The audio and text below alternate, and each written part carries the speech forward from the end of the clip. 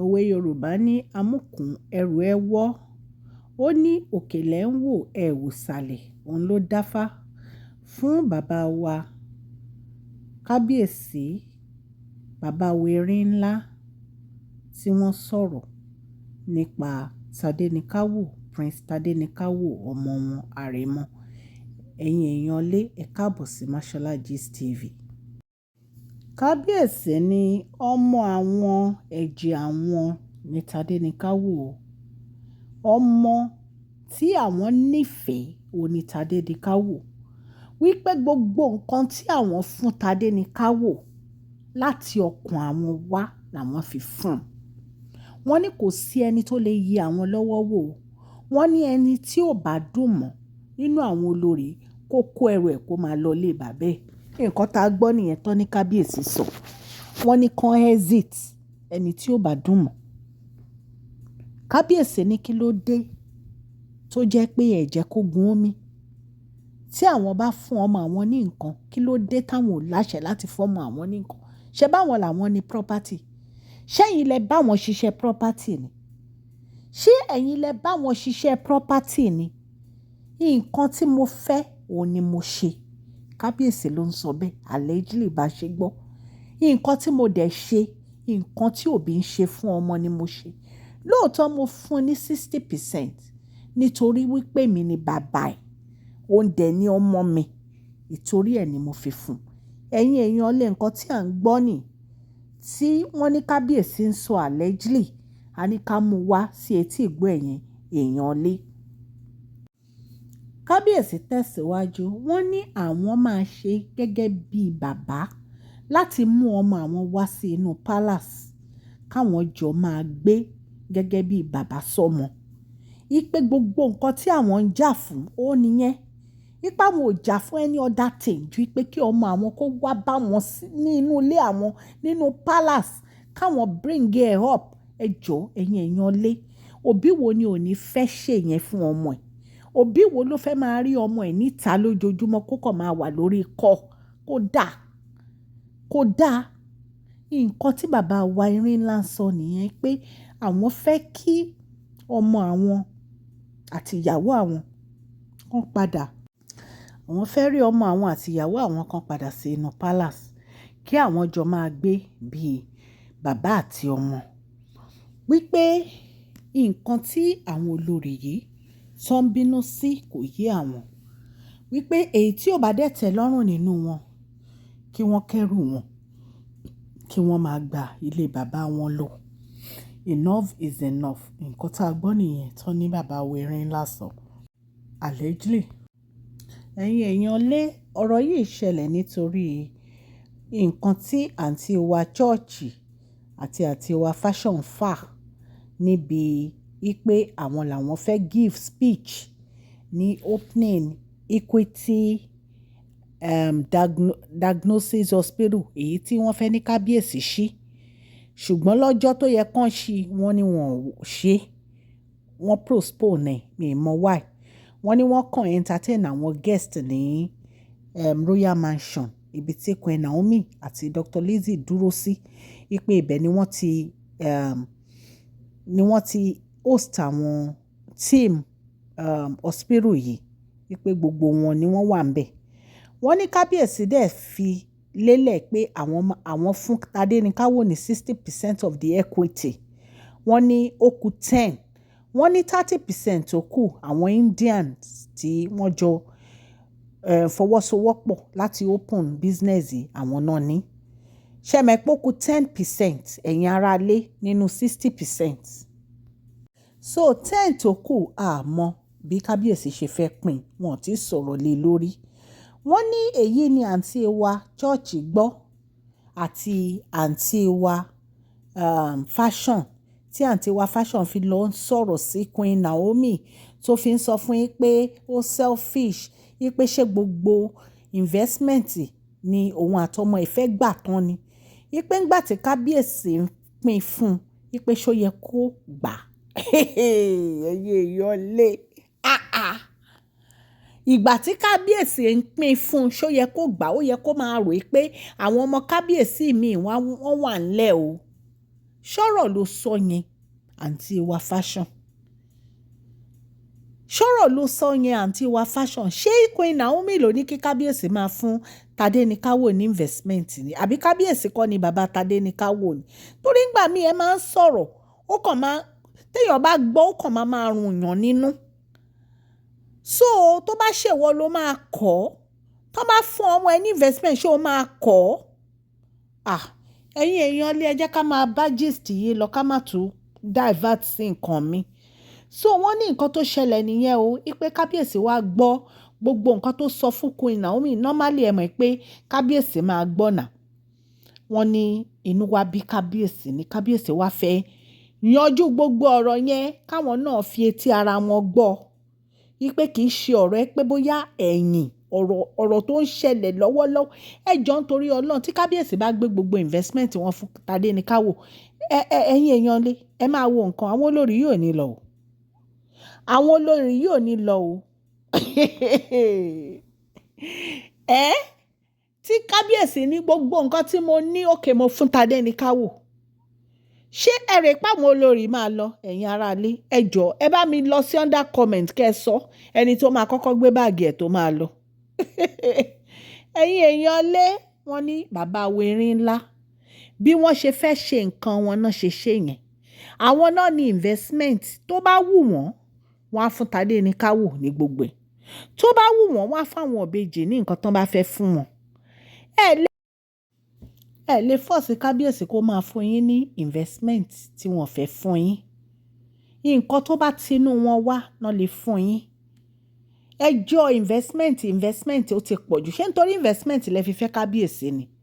so wọ́n ní wọ́n ń fọmọ kékeré ní investment ọmọ kékeré náà ní ìtò ṣùgbọ́n tó bá yóò máa dàgbà náà wọ́n ní ọmọ òun pẹ́ lójú òbí ẹ̀ náà kó má dàgbà. so nǹkan tó ń ṣẹlẹ̀ ni pé tó bá jẹ́ ìkan nínú yín ni kábíyèsí ń fọmọ ẹ̀ ní investment ẹ máa ní complain ẹ máa ní sọ̀rọ̀ ẹ máa dákẹ́ máa ní. ṣùgbọ́n torí Queen Naomi orúkọ yẹn ẹ fẹ́ gbọ́ ẹ fẹ́ kí orúkọ yẹn ẹ fẹ́ kó jáde kò dẹ̀ possible. Ọlọ́run ló fi Queen Naomi ló fi sínú ayé kábíyèsí. kò sí ọgbọ́n tẹ́lẹ̀ dá kò sí wá tẹ́lẹ̀ wù kò sọ́nà tẹ́lẹ̀ gbà tẹ́lẹ̀ fi táyé lọ́rùn o. kò sí ọgbọ́n tẹ́lẹ̀ dá láyè tẹ́lẹ̀ táyé lọ́rùn. wọ́n á rí wí wọ́n á rí sọ. bẹ́ẹ̀ ṣe dáadáa wọ́n á rí wí bẹ́ẹ̀ ṣe dáadáa wọ́n á rí sọ. ẹ wo Jésù náà bọ́n ṣe tutọ́ sí lára tọkàn mọ́ àgbélébù. nítorí ẹ̀ṣẹ̀ àwọn ọmọ aráyé ló fi kú o. ìgbà tó kú tọ́ ṣé wọn ò bu wọ́n máa bù. bí ilé ayé ṣe rí nìyẹn ẹ jẹ́ ká ṣe rere ẹ̀yin èèyàn lé. bí a ṣe ń sọ lọ o ẹ̀yin èèyàn lé kí ni ìdí tí kábíyèsí fi ń fún Tade Nikawo ní gbogbo investment àti Dr. Elizabeth. kábíyèsí mọ àwọn tó nífẹ̀ẹ́ wọn. ẹ̀yin ẹ lè lọ kọ kọ́mẹ́ǹtì yín o kọ́mẹ́ǹtì tèmi lèmi ń sọ yìí o. ó dẹ́kun sóríṣiríṣi. kábíyèsí mọ̀ wípé àwọn tí àwọn lè trust tó jẹ́ pé wọn ò ní fi owó yẹn wọn ò ní fi ṣe àjò ara tán àwọn ni wọ́n ń fún ní investment tó jẹ́ pé lẹ́yìn ọ̀la investment yẹn á ṣì wà bó ṣe wà. àwọn ni wọ́n ń fún ní investment àbí kí wọ́n mówó kán lọ máa ná dọ́là ní Paris. kábíyèsí mọ̀ wọ́n wọ́n mọ̀ wọ́n àwọn ni wọ́n ń fún ní investment. àwọn tó yẹ pé wọ́n mọ̀ pé táwọn bá gbé investment lé lọ́wọ́ wọn ò ní run. àwọn náà ń fún ní investment tó máa fi wọ́n lọ́kàn balẹ̀. àwọn náà fún ní investment. ẹjọ́ ẹ̀yin èèyàn lé kábíyèsí mọ nǹkan tó ń ṣe o. kábíyèsí wọ́n mọ nǹkan tó ń ṣe. bàbá wa Erin ńlá mọ nǹkan tó ń ṣe. wọ́n ń fún Tade Nikawo ní investment torí ọjọ́ iwájú ni wọn ò fẹ́ kí investment wọn parun. wọn ò fẹ́ kó parun. ìdí nìyẹn ẹ̀yin èèyàn lé. ilé ọlá ó níyọnu ilé ọlá ó níyọnu ẹni bá wọlé ọlá ilé ọlá ó níyọnu. ẹ̀yin èèyàn lé ẹ jẹ́ ń sọ nǹkan kan fún yín. ilé ọlá ó ní ìyọnu. ìyàwó 6 ni kábíyèsí fẹ́ lẹ́kùn Naomi ìyàwó mẹ́fà àbí ìyàwó mẹ́fà kọ́ ni ìyàwó mẹ́fà kí lẹ wá expect kí lẹ expect oníkálukú máa jà wọ́n máa jà fún orí ti ara wọn ni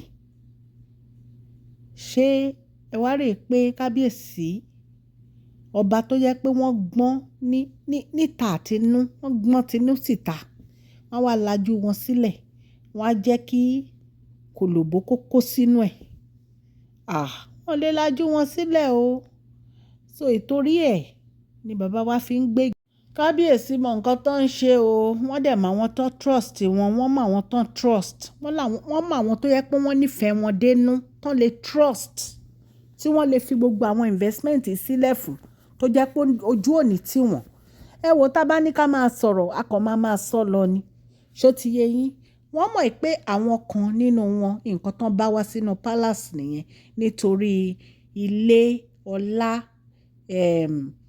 táìtù ẹ mọ̀ pé gbogbo wọn àkókò mọ̀ wọ́n tẹ́lẹ̀ àbí ta lẹ mọ̀ nínú wọn èmi ò mọ̀ kankan nínú wọn mi ò gbọ́ orúkọ ìkankan rí nínú wọn ju Queen Naomi lọ Queen Naomi nìkan ni gbogbo wa mọ̀ so ìgbà tí wọ́n dẹ̀ ti rọ́ra wọn dé tó jẹ́ pé wọ́n dẹ̀ ti di olórí kí lẹ expect gbogbo ayé ló máa mọ̀ wọ́n nǹkan tí a fi mọ̀ wọ́n nìyẹn tí ò bá ń ṣe ọlá kábíyèsí wọn ò bá má popular kábíyèsí ló ń fún wọn ní contract kábíyèsí ló ń fún wọn ní orúkọ kábíyèsí ló ń fún wọn níyì wọ́n ní tí èèyàn bá ti di olórí tó ti dọyọ ọba wọ́n á rí sàdánkà ọba sàdánkà tàbí ọba wọ́n á rí láre nǹkan tó ń ṣẹlẹ̀ gan nìyẹn so back to square one wọ́n ní royal mansion wọ́n ní orúkọ Queen Naomi ló wà